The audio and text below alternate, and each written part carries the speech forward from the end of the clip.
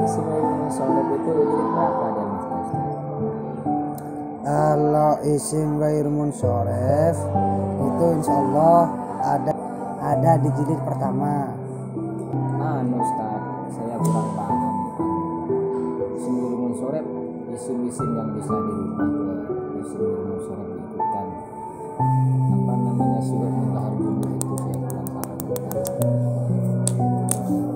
Sebenarnya kalau untuk jilid pertama itu membahas seputar kalimat isim, dan di jilid pertama itu ada 10 isim dan diantaranya ada isim ghairul munsharif. Nah, isim ghairul munsharif itu nanti biasanya kalau mengajar anak itu di jilid pertama memang yang kesulitan di isim ghairul munsharif.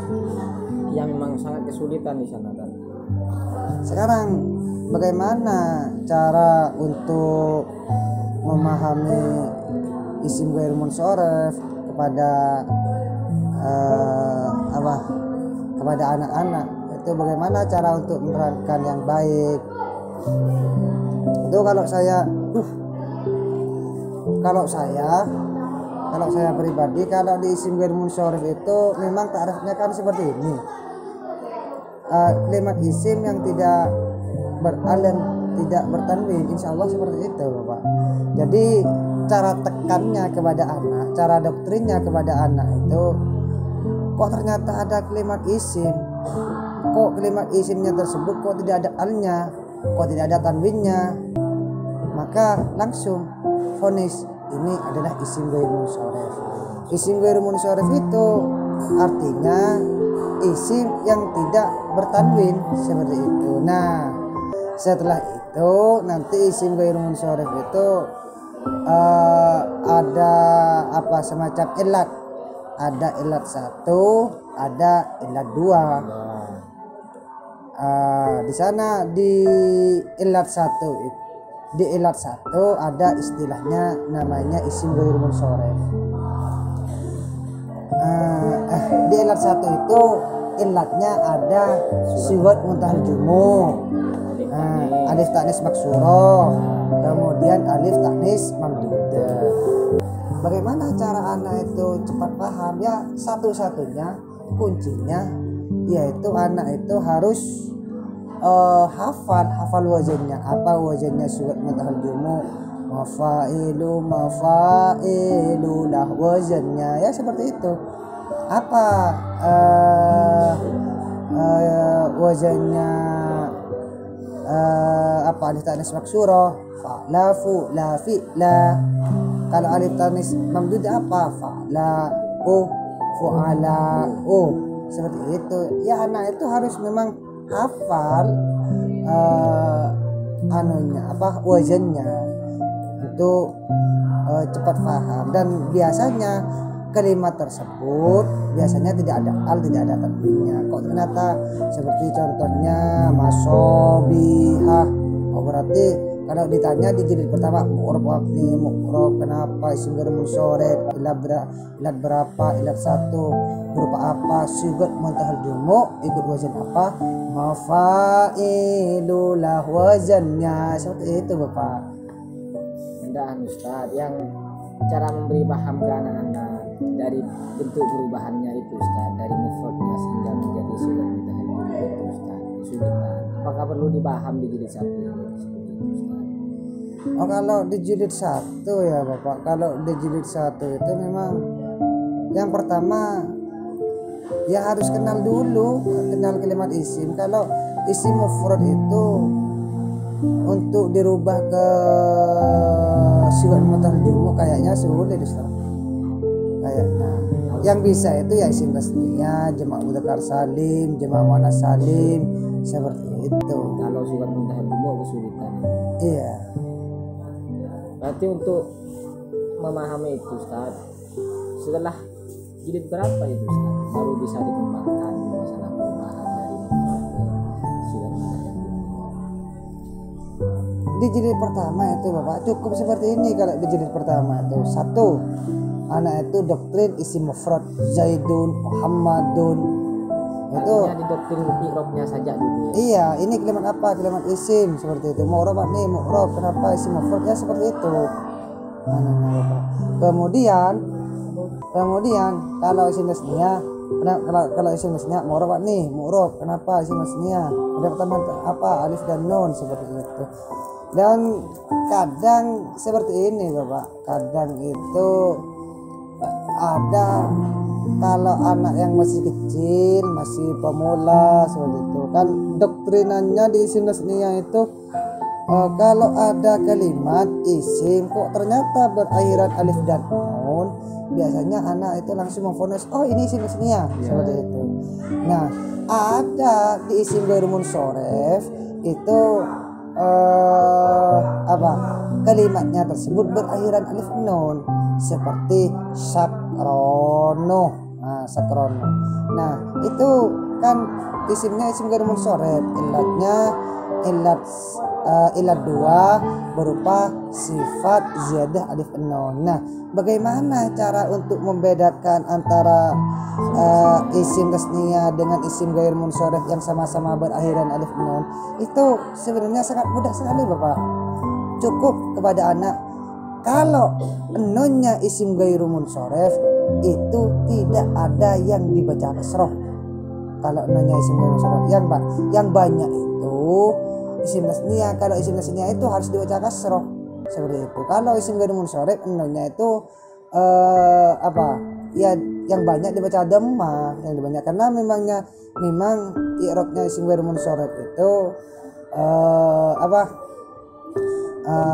yang tak bertanwin dhamma fathah seperti itu Bapak. Rofaknya dengan dhammah, nasab dan jarnya dengan fathah. Jadi isim ghair munsharif itu ya ananya seperti itu, tidak berangkat kasroh. Yang berangkat kasroh itu adalah ananya isim tasniyah seperti itu Bapak. Kalau semisal Ustaz, kan memang pemula ya harus diajarkan yang mulai dari yang paling mudah dulu ya. Harus yang dari yang paling mudah, dan kadang harus di sini biar melihat perkembangan otak atau IQ anak-anak itu. Sakrona seperti halnya sakrona yang bisa dijadikan yang ziyadah alif nun itu. Ini jajan ini jajan ini kawan, ini jajan dikasih lolong. Ini sungguh ya apa ini ya enggak saya kan pemula dengan mengajar Miftah ini. Banyak kesulitan saya dalam mengajar Miftah itu dan Miftah, soalnya memang pemula ya. Mudah sebenarnya untuk memahami Miftah itu, gampang dicerna oleh anak-anak, cuma sayanya saja yang kesulitan soalnya pemula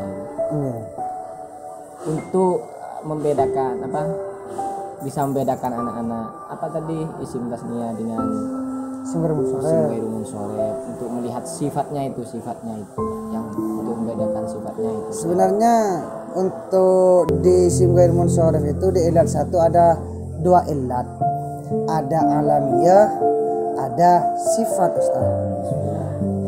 Ada wasfiyah. Jadi kalau anak itu jangan terlalu dalam-dalam di sana, cukup ya hanya sebagai perkenalan lah, karena anak pemula itu tidak tahu artinya. Jadi kalau alamiah itu nama Ustaz, alamiah nama. Kalau sifat berarti ya sifat, seperti contohnya Ahmadu berarti itu isim ghair munsharif illat dua berupa alamiah wazan fi'il seperti itu. Umaru berarti odul alami karena nama. Terus kalau sifat Ustaz, sifat itu ya sifat seperti aswadu berarti kalau aswadu itu sifat wazan fi'il ikut wazan af'alu. Sakrono gila berarti sifat ziyadah alif dan nun seperti itu Bapak. Jadi yang pertama di sana kalau saya mikir-mikir itu untuk cara untuk membedakan yang seperti itu, ya pertama harus tahu pada makna seperti itu. Harus tahu pada makna. Dan kalau anak itu masih pemula, karena anak itu tidak tahu maknanya ya, jadi ini nama anak, oh berarti alam ya seperti itu. Ini sifat iya di samping tahu wazan-wazannya, kemudian anak itu dikasih tahu seperti itu. Nanti kalau sudah praktek selalu praktek, ini anaknya tersebut bisa nanti artinya dengan sendirinya bisa berkembang ya, insya Allah seperti itu.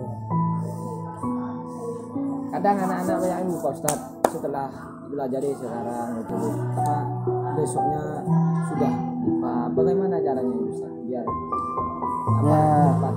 apa perlu harus ulang terus bersama anak-anak biar yang sudah dipaham kemarin itu tetap dalam otaknya dalam otaknya. Ya memang itu adalah sebuah kendala Ustadz. Memang yang seperti itu memang sudah bisa dikatakan lumrah lah.